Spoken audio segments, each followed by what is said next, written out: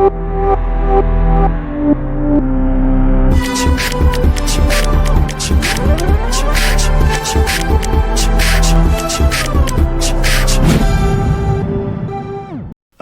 guys, welcome to another episode of Constructing Future. Today I have Amy Stephanie. Ooh, hello. Here. I'm so excited for this episode, guys.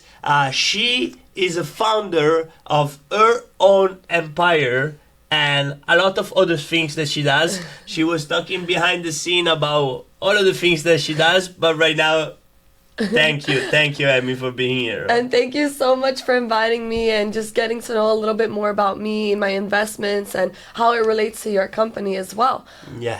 Yes, we are excited for this episode. We're gonna share a lot of knowledge. Today's topic is gonna be a little bit different than usually the contractor, but it's still in the construction world because Amy, she has been doing flipping, she has been doing investment, so I brought her here with the idea of sharing with you what's the connection between an investor and a contractor. Well, it's a great relationship, and it's actually a contractor and investor is a very symbiotic relationship. It's very important to have a good contractor for investors. Why? And even as an agent as well, because with flips, it's very important that the work is finished very well, because what we do when we purchase properties, we make sure that they're distressed. They need all the help in the world. They need to be gutted out. They need to be completely renovated in order to resell them at the market at a higher price. The only thing with flipping, it's very risky, because if you have the wrong contracting company, your project is hold there for months. So you have months of not selling, losing money, using those loans for no reason. So you need to find a good contracting company so you can renovate that property fast and then make your income from when you buy the property to when you sell it. So it's a very, very important relationship. I love it. So you touch a couple of points that here are very important for the people to understand. And once you are a contractor and you work with investor, they care about time and they care about money. Yep. Okay? Yep. So what are the things that you're looking into the contractor before you building a relationship with them? So one of the most important things for contractors would be the projects that they have done. Contractors do everything, right? But a lot of them mainly specialize in high-end residential. Mm-hmm. So depending on your project, right? Some investors do multifamily, some investors do apartment buildings, some investors do single family. So based on the specific project that you have, you need to make sure that they have done that in the past. I also like to work with contractors who are investors, right? Because they understand that time is money. Mm-hmm. So they understand that, okay, we need to get this done fast, and this is what the current market condition likes as well. So I also want a contracting company who has experience working with investors and who's an investor as well. So then we can share deals with each other as well. So it's not just about the relationship of the construction company, but also the relationship and how we can make money together in the future. So I love it. Those are the keys. I love it. Thank you very much to share those information because are vital for people to understand. For a contractor, when you approach an investor, you need to speak the same language. Exactly. So if you have investment that you have done in the past, if you have project like you say, multifamily or single family home, and you know that time and money are super important for them, use those words. Yes. When you approach an investor, because he's going to relate a lot with it. Yes, use those words. Talk about other projects that you have done. A lot of investors as well, they like to do conversions, right? So meaning you can convert a single family home into a duplex. They love to do that. So if you have knowledge and experience in that, talk about that with your investor. Talk about your investor clients as well. And even if you don't have an investor client yet, understand what they do and talk to them about knowledge that you have within the investing world, just to also get them as a client. Look, I haven't worked with investors yet, but I want to focus on investors. I've done my research about multifamily, and I have done multifamily projects before. I've done my research on single family. I've done my research on conversions. I could do that easily, but I need an investor client. So it's something to be honest about, but also do your research on when it comes to investment property specifically. Mm-hmm. So right now, you got a property, let's say, you have it under contract. do you look for a contractor before you get on the contract, or you're already building relationship through the years and then you know exactly who you're gonna use it? Personally, I do use the same person because I trust them. I've just been burned so much with contractors. So if I know someone is good, I'm going to continue doing business with them. But because I invest in different areas in Florida, not all the contractors can travel from Miami all the way to Jacksonville, right? That's an 8-hour drive. Or from Miami all the way to North Fort Myers, because it's just far, right? And the rates will be higher. So I try to build relationships with contractors in the area as well. So some things that I do is I go to networking events within real estate as well, meet contractors, look at their work, and I test out their work as well. So yes, I look through networking events. I use apps as well, such as Thumbtack. Okay. Thumbtack. Yes. So there is an app called Thumbtack, right? And it's not sponsored, or there's Angie Services, but that's what I use as an investor as well, because let's say I need an immediate repair. Some contractors have their services listed there and they have reviews. So if it's an emergency, I use apps as Thumbtack. Now, if it's a big project, I contact the roster of people that I have used in the past, or other investors reference me to them.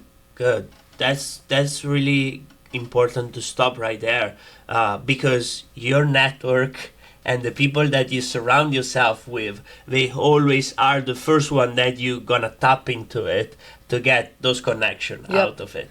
So because you trust the other investor, you make the relationship with the other investor, and you know that if I refer you somebody is because they've done a great job in the past for them.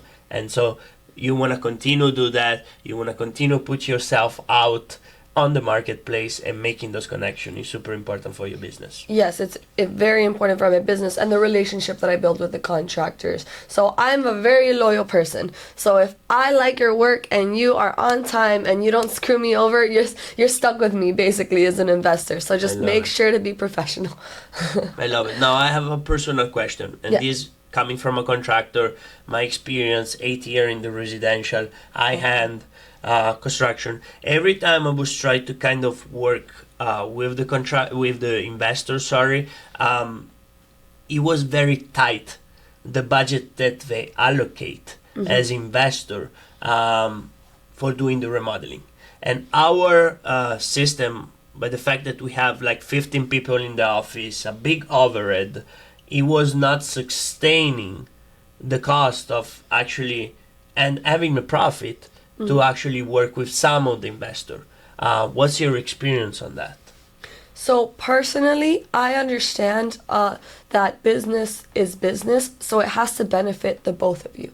So for me, it's important that I can also benefit the contractor, and the contractor's work can benefit me. If it doesn't work out in the relationship and if they're really tight, it's better to just let that client go, because at the end of the day, you would want someone who is willing to pay for the quality of work. The mistake that investors make with quality of work is not paying what they're supposed to pay, and then the tenants actually have more problems because of that. The flooring can come loose, and that's happened before, not to me, but to an investor friend, in which the flooring just completely comes, it breaks completely, and there's like a part like under the house, so you have to completely redo the flooring, and it's not just vinyl, you have to do the actual like cement of the flooring so that doesn't happen again. So it becomes more expensive not paying your contractors for good work. So I just suggest to any contractor, if they're too cheap and you're gonna lose money, don't work with the investor. The investor will find someone else, and it's really about quality, and some investors don't pay attention to that.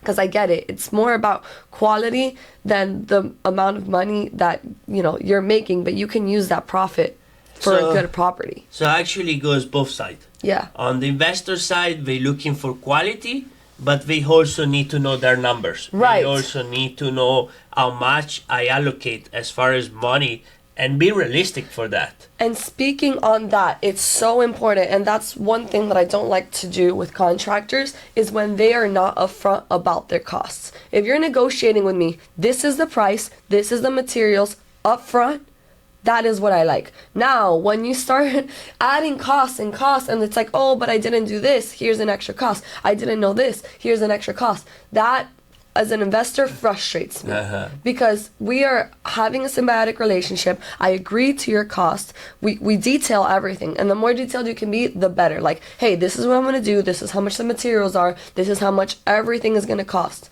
and that's it. And I'll pay it at the end of I'll be happy. But if you're adding costs and then another cost and another cost and you're not upfront about the pricing, it makes investors not want to work with professional contractors and hire outside work from Fulanito, whatever, from Home Depot or something. Yeah. So from my understanding of that, you start like losing the trust. Exactly. That's when I lose trust. When you start losing trust, you start get those change order every time, then maybe the next project I'm not gonna use you. Right. I'm gonna find somebody Right, else. I'll find someone else. I would like to know the cost because when we do our financials on our side as well, we add the costs of the construction services obviously as a loss, right? So it cuts from our profit. So we need to know, okay, now our profit is going to be this instead of this, right? So, okay, great, I'll pay the construction company, it's fine, they gave me their price. Now I know this is how much profit I'm going to make. That's right. So that's personally the transparency and communication between a contractor and investor is key. You need to be transparent. I love that. I love that you touch communication, transparency, trust are the most, like, for me, the most important core value in any business and in any relationship that you do it with human, you know, and here we're human. We making mistake, you make mistake, sometimes you making mistake doing those due diligences, you thinking that the cost was lower, and on the other side the contractor didn't see unforeseen things coming up. Exactly. But it's all about like communicating And and try to resolve those issues in those deals, because in the end it's a win-win situation. You continue doing deals, is continue getting work. Right. Am I correct? Yes, 100%. All right.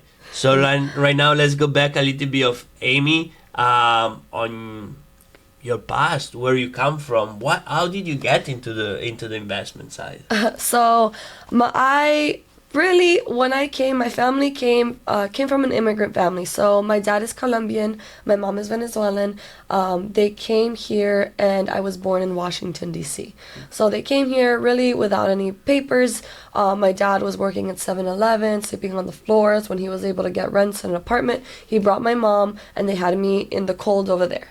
My family, coming from a very like hot place, very beachy place, are like, no, we're not gonna leave the baby in the cold. Let's go to Miami. So I grew up in Miami, and I always saw my parents working hard. They did get their citizenship, but we never really had much money. So a lot of the things that we would do is we would sell like hallacas, which is a Venezuelan dish, on the street, hand out business cards. My dad would do a best business. So they were very, very entrepreneurial.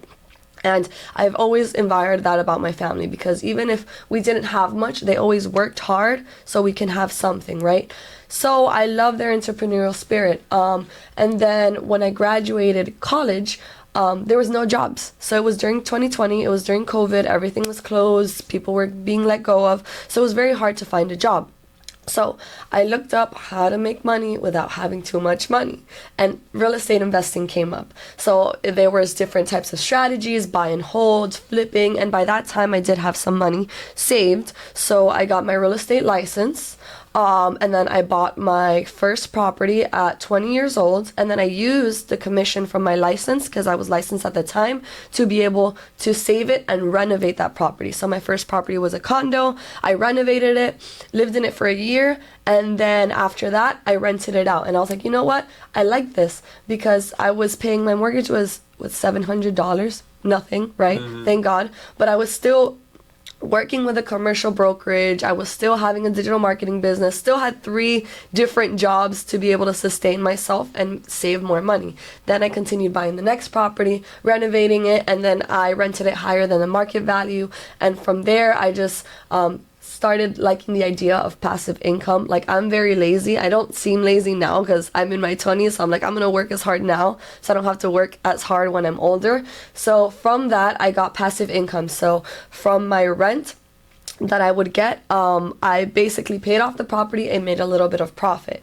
So 7 properties later and 5 years later, from 2020 to 2025, I've made enough passive income to get me by and to completely replace my 9 to 5. So this year I replaced my 9 to 5, and now I'm just passionate about teaching others to do the same, teaching other women to do the same and have control of their life and just make their own income as well. And on top of that, build equity through having properties. So I love it. It's a quick summary. I love it. Great job. Thank you. I love that. I admire people that they come into this country with nothing, and I think I see like how you get from your parents all of this hustling mentality of always doing more and find a way to make it happen in this country. And this is the opportunity that we have in this country that most likely, unfortunately, we don't have it back home. On the way that is structured this country. This country is about entrepreneurs, is about helping each other. We're here today discussing about future, what we're gonna do and share ideas, and this is what I like about it. No, me too. I mean, coming from another country, you work really hard to be here. You think it's going to be easy here? No. The United States makes you work. And seeing my parents work, I know they work for a reason, and I want to be able to give them that opportunity, hopefully one day retire, my dad, and to be able for him to like live the life that he's like at least calm one day, that he's not always working as hard. So that's really what I'm striving for, because we come into this country, we have the opportunity. I mean, women in some other countries can't even buy properties. They can't own their own real estate. Here you can. Here you can create your own wealth, like as early as 18 years old, right? I mean, I invested at 20, but as early as 18 years old, man, woman, white, black, Hispanic, you can, like, it doesn't matter. You can create your own future, and that's why I created Her Own Empire. So like to inspire others to create your own empire here. So I love that. I love it. And thank you for sharing that story. It's absolutely incredible. So now you say that one of your motivation is also to retire and give a better retirement to your family. That's one of the motivations that you have. Yes, that's definitely one of my motivations. It's very important for that to happen. My family did everything for me, and I want to be able to, as I'm building, I want to continue building passive income through different streams so I can also relax. Right now, there's no time to relax, but one day I just want to live off of my properties, enjoy the beach, raise a family, and focus actually on raising a family. And then while my dad is also enjoying the beach one day. So that's my goal. What about you? Tell me about your past. So you came from Italy, right? Came originally from Italy. I was working in the construction field. Okay. I finished high school. I wasn't that big on going in school for me. I didn't like it. I was just going there because my mom, she asked me to finish high school. Otherwise, I think I would drop before then. But I start always working, and so my dad was a butcher, family business. My mom, she worked in a bank. So never like really get exposed into entrepreneur world. Yes, a family business, but my grandfather was actually the one found the butcher shop. So my dad just came in and like continued the family business. The clientele was there, so it's really like a small village. Nobody really, everybody know each other. Right. It was one butcher shop, so everybody was going there. So there is not really competition in that sense. So anyway, I came here to the United States 2015. I did also 1 year in Australia. I lived 1 year there, nice. Which I have the tattoo here. Nice, that's awesome. Yeah, and then I started working very hard. Like morning, I was working in the construction. I was going from Brickell to Miami Beach in a bike because I didn't have driver license. I didn't have the thing. You don't need to go to the gym when you're biking and going to construction and putting in work. Right. So was going to Miami Beach with the bike. I was working 8 hours in construction, building a house with my hand, and then I was coming back in the afternoon and go to work in the restaurants at night. So I was having two jobs for about a year. Then after a year, I transitioned completely. I say restaurant, I don't like it that much. I transitioned completely to construction. So from there, the first company I was working for was an Italian company, and the owner was very bad.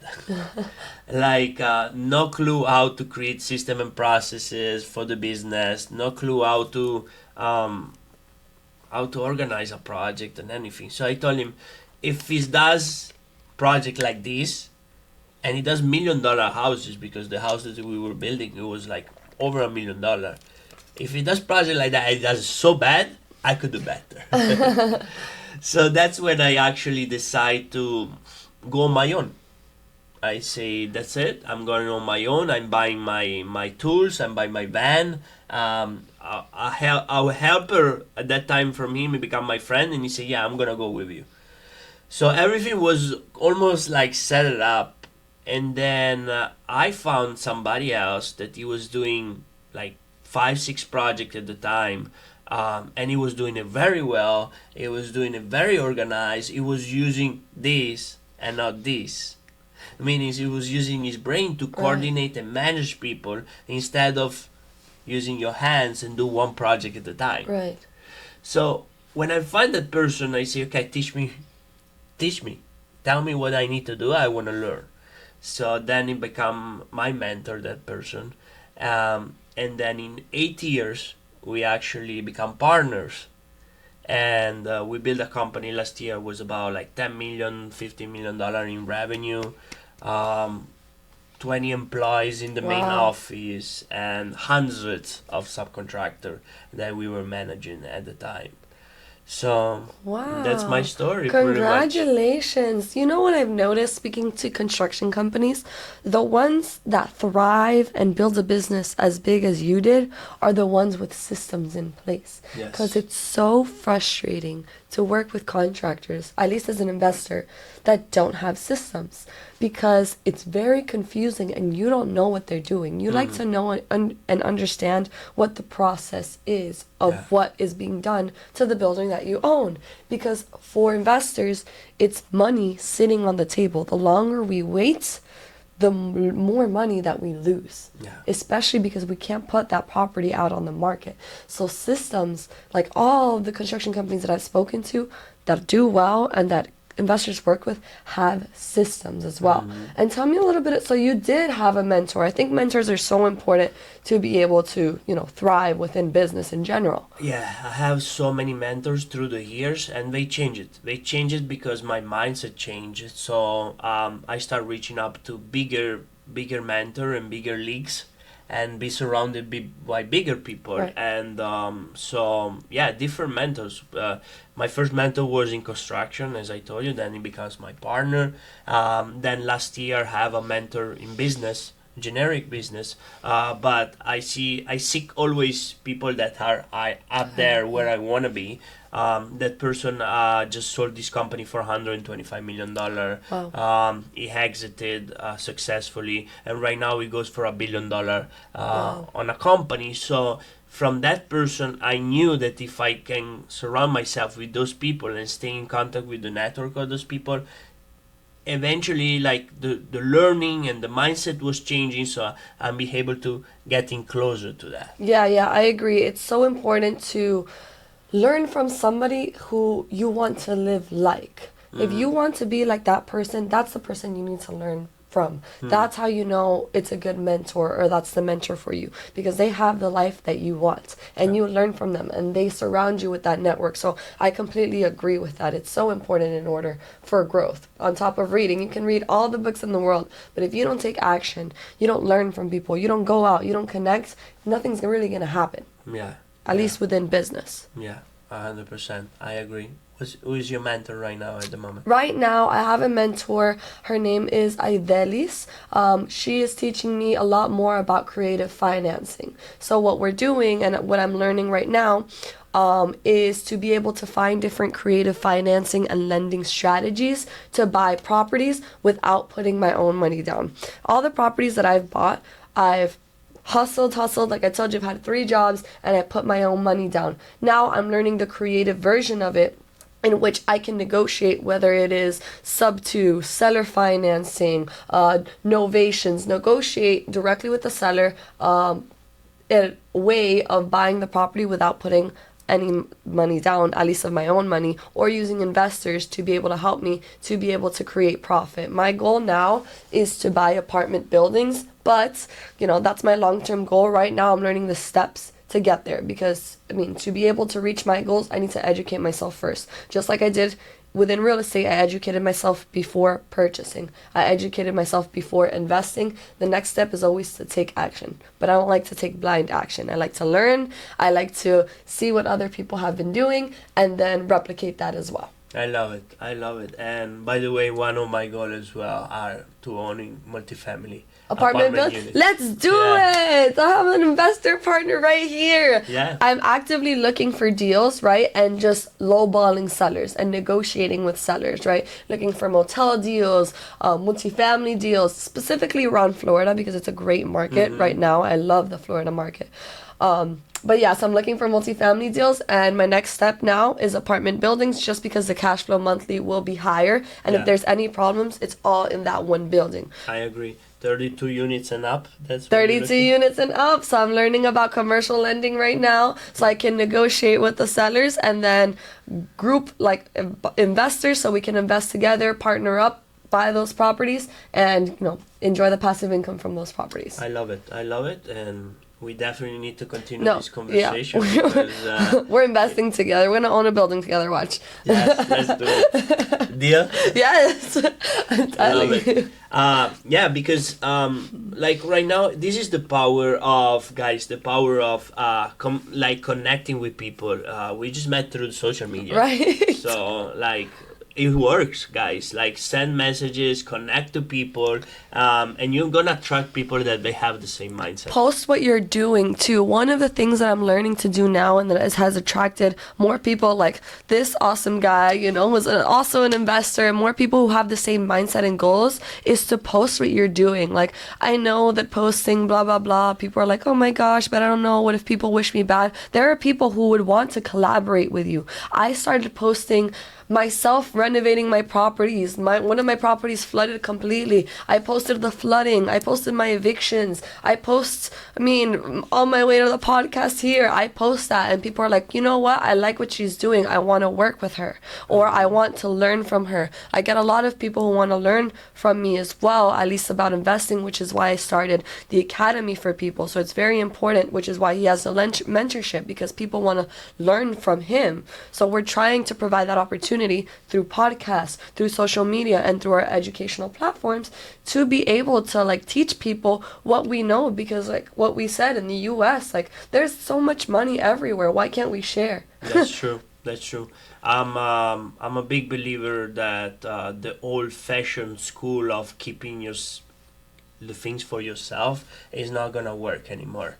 I love collaboration, and I think you go so much faster and so much further when you collaborate with people, instead of trying to do everything by yourself. Like we just talked about, an investment. You know how to find those deals. You have the real estate license. I have the knowledge of construction. Right. So, it's a win-win situation. Exactly. I don't have to learn about seller finance option, all the things to find those property. I already have somebody in my network that I can collaborate with and do those deals. Yeah, and send deals. I do the research, and he knows how to enhance it. Another really great thing about apartment building investment that I really liked is you can buy an apartment building, right? Run down, like I told you, negotiate at a super low price. Once it sells, we renovate it, and we can either raise the rents completely, or just sell it for a higher price and make the profit off of it. So it's either buy and hold, and then we can refinance and cash out, or we can just sell it, right? Make it nice, raise up the rents, raise up the value, and sell it for a higher value, because now it's worth more. So we have those exit strategies, which is great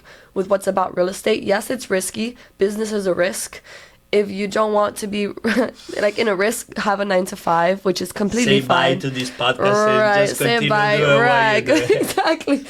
This is not the video for you, but It is risky. You just need to choose what your risk level is. I'm not a risky person at first, so I bought a property and I'm holding it long term, but the money is in the risk. As long as it's a calculated risk and you're educated about it. Don't go in and without any education. It's very important. And like I said, mentors are very important because they've done it before. Yeah. So you don't go lost. Yeah. You don't make the same mistakes same that are very mistakes. costly. Right, extremely costly. Very Unfortunately, too costly. So these videos, trust me, they're gold. Yes, I love it. I love it. Thank you for sharing, Hemi, your knowledge, and I mean, I'm impressed of the level of how you speak at that young age, because I'm not so young, and it took me some time to actually learn those things, and so it's great. I love it. So now, what's your vision for the future of about owning real estate and then your home business, or own empire? Okay, so within owning real estate, my vision, like I told you, is buying apartment buildings. How many? Right now, like I said, 32 units and up, but it really just depends on the cash flow. So my many financial goal, it's not about doors, it's about finances. So you can have you can have all the doors, but if they're not cash flowing, these doors are useless. So I don't really calculate what I want in terms of doors, rather cash flow. So I want a minimum of $100,000 in passive income from these apartment buildings. Okay. So I don't want a specific number, because if it's too many doors and it doesn't generate you $100,000 minimum, it's not worth having all those doors. So Put a couple of zero more. 100. 100,000. That's my What's minimum. 100,000? I said minimum. Put a million. Put a million. Okay, $1 million in passive Okay, income let's do per it. month on a monthly basis of apartment buildings. So like I said, I want it to be passive. I want a property manager to manage it. I want, but that I trust, of course. I want to already have my construction contacts. If anything happens, we send them right there. That's what I really want. And then I want that to just generate passive income so I can travel the world, so I don't have to, be on my business 24/7. And then I could focus on helping other people do the same that I'm doing with her own empire. I do want to open it up as well, because I do get a lot of men asking me as well on how to invest and how to start their investment. As I learn to make these deals and to buy these apartment buildings, I will continue sharing my knowledge under my academy. So that is my goal, because at the end of the day, it's not just about making money, but about helping other people do the same. So once I have that and I have that passive income, I'll be able to focus my time and energy on educating and showing people how to do the same and getting teachers for that, and then growing that side of the business. That are my two goals. So 3 years, $1 million a month in passive income. Let's do it. In 3 years, if I can do it, let's go. Deal? Okay, we just make a deal. Okay. We just made a deal. It's gonna take 3 years before I'm 30. 27 of August 2025, 27 of August 2028, $1 million Amy passive income. I love the program. I love this accountability now. Okay, now I have to do it. Now you see on camera. Now I have to do it. If I don't do it, oh my gosh. That's right. No, it's great. It's great. I'm really having a great time, and I'm learning a lot from you. Every guest I bring in here, and you need to be stupid to think about it that you know everything. That's another thing. When people start with that ego thing, oh, I know, I already done it. I'm already a big shot. Or what? Yeah, even if you make $1 million a month, it's so important to humble yourself. Like, congratulations, I get it, but there are people making like $1 billion, way more than you. So humble yourself, learn. It's always good to expand your mind, learn, and then execute. Yes. I completely agree. Yeah, I think, and also like money is just one aspect, but of course we have a lot of more important things in this world, that we need to think about it. So what's your vision beside the business and everything? You talk about impacting people. How's your vision on that, and what you want to do for the future in that side? So it's more about, for me, I want to teach others. So I have people come up to me a lot about mindset. So they tell me, hey, I love your mindset. I want to learn about that. Because, real estate is hard, and it's hard to do it as well at a young age, right? When a lot of people are going out and partying, I'm taking my weekends to renovate my properties, right? But it's because I see the long-term vision. So I want to teach people not just mindset, but like strategy. So I want to show people what I've learned throughout the years, how I've kept the same mindset, so then they could be able to do the same. The reason that I started Her Own Empire only for women at first was because my mom always told me, let's say her and my dad got in a fight and she felt like she had no escape, right? My mom always told me, have your own properties, have your own thing, because it sucks to feel like you don't have control of your own life. And I've seen growing up, a lot of my friends, they get screwed over and they don't have control of their life. So they stay in situations that are bad for them because they feel like they have no escape. They don't have no control of their future. And I'm trying to be able to change that. I'm trying to teach everyone to take control of your own future. You can do what you want if you have your own time freedom, money freedom, business, your own anything. So that's what I'm trying to motivate people to do, and then also grow generational wealth, because like we said, I come from no money, and we can't use that as an excuse when you can build your own money, and we have the great strategy to do so, and to not just create money passively, but also generational wealth, right? And that real estate is the only way to do that. And I want to be able to show people, because honestly, the only reason they don't take action is because you're miseducated. The only reason that you're complaining is because you have no education. I feel like schools don't teach about that. They don't teach about money. Yeah. They don't teach about what you should do to be. They teach you how to work. They teach you, to go to school, go to work, and then retire and use your 401k to retire. They don't teach you about taking control of your own life so you can be happy. Yeah. Yes, not all of us like to work on Saturday night and put drywall in the middle of a Saturday night, and then put koki, and then having to paint like for hours. We don't like to do that, but we see that long term that's going to pay us off. And that's why we do it, because eventually it's going to lead to time freedom. Yeah. I'd rather sacrifice my time doing that and teaching other people to do the same than just work a 9 to 5 for my whole life and hate it. Because I hate, as an entrepreneur, I hate being managed by someone. I can't do it. Yeah. Well, you still have clients, you still have investor eventually, right, that but you're doing respond. A benefit for them, right? Yeah, a benefit for them. You know that you're helping out people. So it's your clients. Yes, I wouldn't say they're your managers, they're your partners, I say. Because at the end of the day, you're doing something that's going to benefit them. You want to help them. Even myself as an agent, I'm helping investors and I make sure that their investment is done well. I'm not there to sell you a house, because that's just bad business. That's just bad ethics for me. I'm there to make sure that house gives you profit as well, if that's what you're looking for, or gives you equity, depending on their goals. Everyone is different. So for me, I don't see it as management, but I see it as we're assisting each other and we're helping each other, and it's a symbiotic relationship. That's how I like to take my relationships moving forward.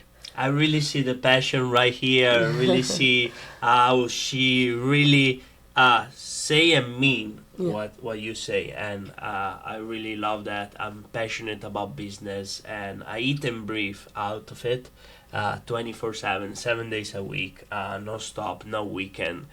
For me, it's just this, and I love it. And I don't feel it's something that, oh my God, I need to do it. No. Right. So again, guys, was amazing this episode. If you like it, subscribe right here. Thank you, Amy, for being here. Thank you so much. I had such a great time, and thank you for sharing your knowledge. And you have a commitment right now for the 3 years. In 3 years, $1 million in passive income. Let's do it. We'll do it together then. I see you on the next episode of Constructing Future. Let's go.